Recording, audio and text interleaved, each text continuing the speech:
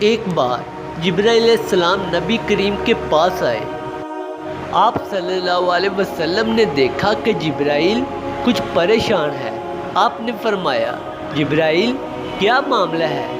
کیا آج میں آپ کو غمزدہ دیکھ رہا ہوں؟ جبرائیل نے عرض کی، اے محبوب، کل میں اللہ پاک کے حکم سے جنت کا نظارہ کر کے آیا ہوں۔ اس کو دیکھنے سے مجھ پہ غم کے آثار نمودار ہوئے ہیں۔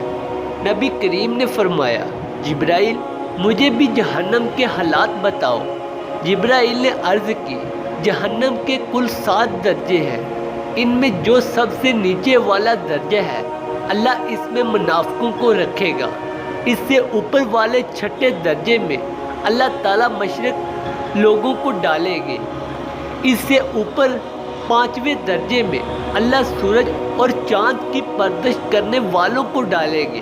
4تھے درجے میں اللہ پاک آتش پرست لوگوں کو ڈالیں گے۔ 3رے درجے میں اللہ پاک یہود کو ڈالیں گے۔ 2 درجے میں اللہ تعالیٰ عیسائیوں کو ڈالیں گے۔ یہ کہہ کر جبرائیل علیہ السلام خاموش ہو گئے تو نبی کریم نے پوچھا، جبرائیل آپ خاموش کیوں ہو گئے؟ مجھے بتاؤ کہ پہلے درجے میں کون ہوگا؟ جبرائیل علیہ السلام نے عرض کیا، اے اللہ کے رسول، پہلے درجے میں اللہ پاک آپ کے امت کے گناہ گاروں کو ڈالیں گے۔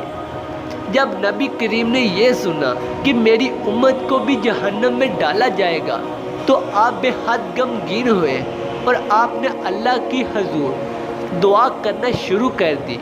3 دن ایسے گزرے کہ اللہ کے محبوب مسجد میں نماز پڑھنے کے لیے تشریف لاتے، نماز پڑھ کر حجرے میں تشریف لے جاتے اور دروازہ بند کر کے اللہ کے حضور رو رو کر فریاد کرتے۔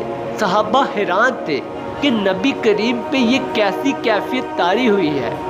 مسجد سے ہجرت جاتے ہیں، گھر بھی تشریف لے کر نہیں جا رہے۔ جب تیسرا دن ہوا تو سیدنا ابو بکر سے رہا نہیں گیا۔ وہ دروازے پر آئے، دستک دی اور سلام کیا، لیکن سلام کا جواب نہیں آیا۔